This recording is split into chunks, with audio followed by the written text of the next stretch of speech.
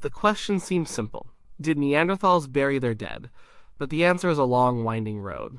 It's a story filled with dusty caves, old bones, and scientific arguments that have lasted for over a century. It's a question that gets to the very heart of who these ancient people were. Because burying your dead isn't just about getting rid of a body, it's about something more. It suggests grief. It suggests respect. It might even suggest a belief in something beyond the here and now. It's an act we see as deeply fundamentally human. So finding out if Neanderthals did it changes how we see them. And it changes how we see ourselves. The story really starts in 1908 in a small cave in southwestern France called La Chapelle aux Saints. A team of French priests found a skeleton. It was old, very old. It was a Neanderthal. The skeleton was nearly complete, which was rare, and it was found in a rectangular pit that looked man-made. The body was lying on its back, head to the west, with one arm bent. Near his hand were the bones of a bison leg. It looked for all the world like a deliberate burial. Here was the proof. A Neanderthal laid to rest by his companions. But the scientist who first studied him, Marcellin Boule, saw something else. He saw a stooped, brutish, ape-like creature. He reconstructed the old man of La Chapelle as a slouching, dim-witted beast with a shuffling gait. This image stuck. For decades, this was the popular image of a Neanderthal. A caveman. A subhuman. And Boule dismissed the burial idea. He thought the pit was just a natural hole in the cave floor. The idea that this brutish creature could have tenderly buried a dead friend seemed ridiculous to him. The evidence was there, but the bias of the time was stronger. People weren't ready to see Neanderthals as human. But La Chapelle wasn't the only find. Not by a long shot. Around the same time, at a site called La Forêt, also in France, archaeologists found something even more amazing. They found the remains of at least 7 Neanderthals. 2 adults were laid head-to-head in a trench. Near them were several mounds containing the skeletons of children, and even a fetus. One child, about 6 years old, was found under a large limestone slab that had strange cup-shaped marks carved into its underside. The whole site looked like a family cemetery. It was hard to explain this away as a series of accidents. The arrangement seemed intentional. The placement of the bodies, the covering slab, it all pointed to one thing: burial. Then there was Le Moustier, another French cave. There, they found the skeleton of a teenager. He was laid on his right side, his head resting on his forearm as if he were asleep. A beautifully crafted stone hand axe lay near his hand. Again, it looked like a careful, deliberate act. The body wasn't just tossed into a hole, it was positioned. For a long time, these sites formed the core of the pro-burial argument. You had multiple individuals in different locations, all found in positions that suggested they were intentionally placed in the ground. It seemed like a clear pattern. Neanderthals mourned their dead. They put them in the earth. They were more like us than we thought. But science is about skepticism. It's about questioning everything. And in the mid-20th century, a new wave of researchers began to look at these old finds with fresh, more critical eyes. They started asking hard questions. How good were the excavation methods back in the early 1900s? The records were often spotty. The digging could be crude. Could these early archaeologists have made mistakes? Could they have seen what they wanted to see? The skeptics came up with powerful alternative explanations. They argued that nature is perfectly capable of burying a body without any help from humans. A Neanderthal could die in a cave. Over thousands of years, sediment could wash in and cover the body. The roof of the cave could partially collapse, covering the remains. A body could fall into a natural crack or depression in the cave floor, which would later look like a man-made grave. This argument is powerful because it's simple. You don't need to invoke complex human behavior if a simpler natural process can explain the evidence. It's a principle called Occam's razor. The simplest explanation is often the right one. They also pointed to animals. Caves are not just homes for humans, they are also dens for predators like hyenas and bears. A hyena could drag a Neanderthal carcass into its den. The hyena's own digging and burrowing activities could end up covering the bones. So, a collection of bones in a cave might not be a cemetery. It might just be an ancient predator's leftovers. These arguments were convincing. They cast serious doubt on the classic burial sites. Maybe the pit at La Chapelle really was just a natural hole. Maybe the bodies at La Forêt were just covered by natural cave-ins over a long period. The whole idea of Neanderthal burial, once seemingly obvious, was suddenly on shaky ground. The scientific community was divided. The debate raged. Were Neanderthals caring, complex relatives, or just another extinct animal whose remains got lucky and were preserved by accident? The stalemate needed new evidence, and it came from a spectacular site far from France in the Zagros Mountains of what is now Iraqi Kurdistan. The site was Shanidar Cave. In the 1950s, an American archaeologist named Ralph Selecki excavated there. What he found was extraordinary. He uncovered the remains of 10 different Neanderthals. They weren't just skeletons, they were stories. One of them, Shanidar one, was an old man, perhaps 40 or 50. His bones told a story of a hard life and, more importantly, a caring community. He had suffered a crushing blow to the side of his head when he was young, which likely blinded him in one eye and possibly damaged his brain. His right arm was withered and had been amputated above the elbow. He was lame with a badly broken and healed foot. In the harsh world of the Ice Age, a person this disabled should not have survived. He couldn't hunt effectively, he couldn't defend himself well, yet he lived to a ripe old age for a Neanderthal. The only way he could have survived is if his group took care of him. They fed him. They protected him. This alone was a profound insight into Neanderthal society. They had compassion, but the most famous find from the cave was Shanidar 4. This was the skeleton of an adult male, laid on his left side in a fetal position. Selecki and his team took soil samples from around the skeleton to analyze for pollen. This was a new technique at the time. When the analysis came back from the lab, the results were stunning. The soil samples contained large clumps of pollen, not just a few scattered grains, but distinct clusters, suggesting that whole flowers had been placed on the body.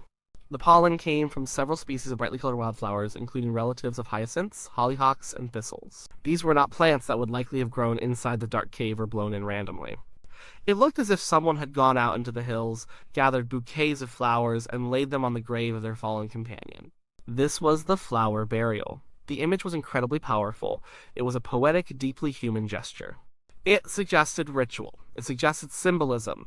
It suggested that Neanderthals didn't just bury their dead to dispose of them, they did it with beauty and ceremony. For many, this was the final, irrefutable proof. The case was closed. Neanderthals were not brutes. They were us, but again, the skeptics raised their voices, and they had a good point. The clumps of pollen were real. But how did they get there? Decades after the discovery, other scientists looked at Shanidar Cave and noticed something. The cave was riddled with the burrows of a small rodent called the Persian jurd. These jurds are known to collect large numbers of flower heads and store them in their burrows.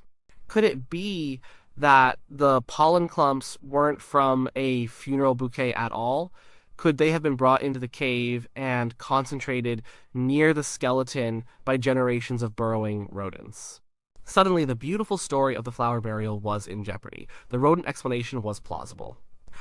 It was another natural process that could mimic human behavior. The debate over Shanidar 4 became a classic example of the scientific tug-of-war.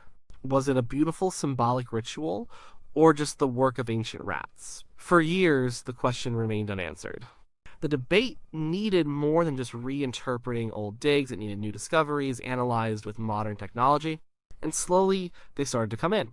At a site in Israel called Chapelle Cave, archaeologists in the 1980s found a Neanderthal skeleton that provided some of the strongest evidence yet for intentional burial. The skeleton, known as Chapelle 2, was of a man who died in his late 20s or early 30s.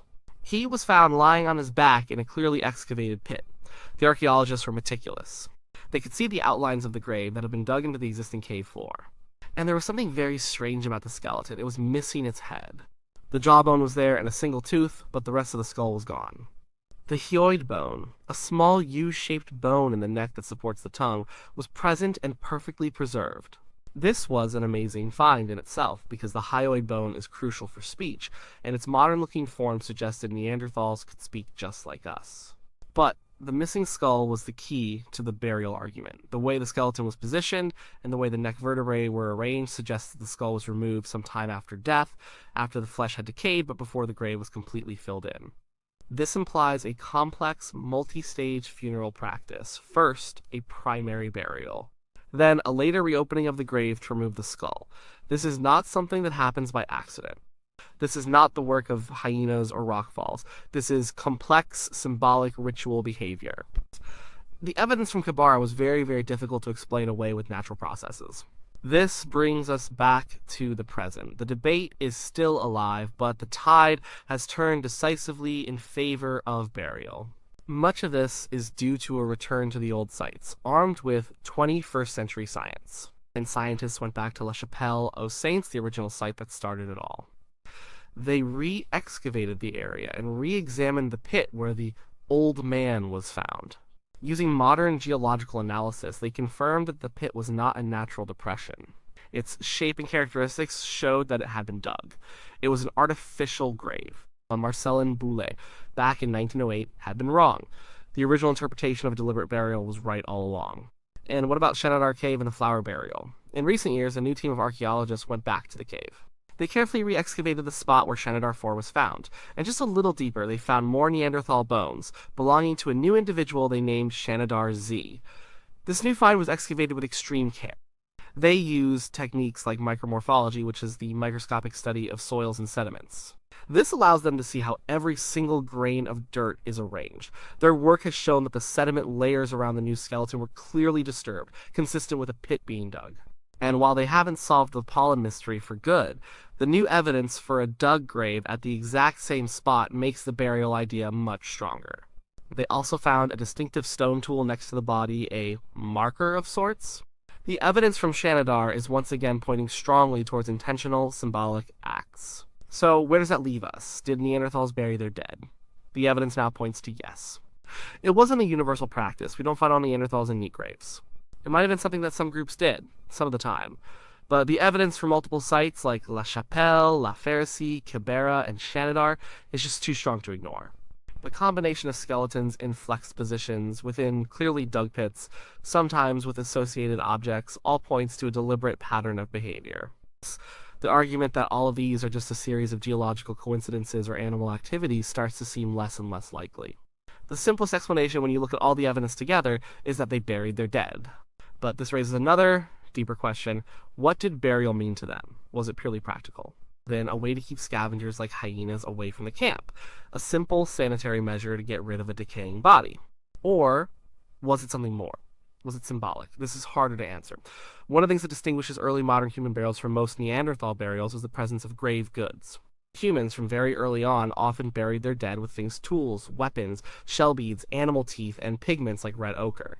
These objects seem to be for the deceased to use in an afterlife, or they are symbolic offerings. With Neanderthals, clear grave goods are very rare. The hand axe at Lemustia is one possible example. The bison leg at La Chapelle is another, but for the most part, Neanderthal graves are simple. Just the body in a pit. This has led some researchers to suggest that Neanderthal burial was mostly functional. A pragmatic act, not a religious one, but maybe we're looking at it through our own modern human lens. The act of digging a hole and placing a body within it is itself a profound act. It takes time and energy. It requires a group of people to cooperate. It shows a desire to keep the body intact and protected, to keep it safe from the elements and from being torn apart by animals. That in itself is an act of respect. It shows that the deceased individual still had a social meaning to the group, even in death. Think about Shanidar 1, the disabled man. His group cared for him for years while he was alive. It makes perfect sense that they would also care for his body after he died. The burial wasn't the start of their compassion. It was the final expression of a compassion they had shown him his entire life. Perhaps the biggest difference is not in the what, but the how often. Early modern humans seem to have formalized burial into a consistent, widespread ritual with lots of symbolic bells and whistles. For Neanderthals, it might have been a more personal, sporadic behavior. Maybe it was reserved for certain individuals. Maybe it was a tradition that came and went. We don't know. What we do know is that the old image of the Neanderthal as a brutish, unfeeling caveman is dead and buried. It was a caricature from the start, born from the biases of a different time. Every piece of new evidence we find, from their use of fire and tools to their hunting of large game, their care for the sick and injured, their use of pigments and eagle talons for decoration, and yes, their burial of the dead paints a picture of a people who were deeply intelligent, socially complex, and emotionally aware. They lived in a brutal world, an ice age world of giant cave bears and woolly mammoths. Life was short and hard, and yet, when one of their own died, it seems they sometimes took the time to dig a grave. They placed the body inside, perhaps curled up as if sleeping. They covered it with earth. They were not just disposing of remains, they were performing an act of care, an act of remembrance. The debate isn't entirely over. Scientists will continue to argue over the details of each specific site. They will continue to search for new evidence. That's how science works, but the weight of evidence has shifted. When we ask did Neanderthals bury their dead, the most honest answer we can give today is yes. They did, and that simple act, digging a hole in the cold earth of a cave floor, tells us more about their humanity than almost anything else they left behind. It bridges the gap of tens of thousands of years and lets us see them not as alien others, but as a different version of ourselves.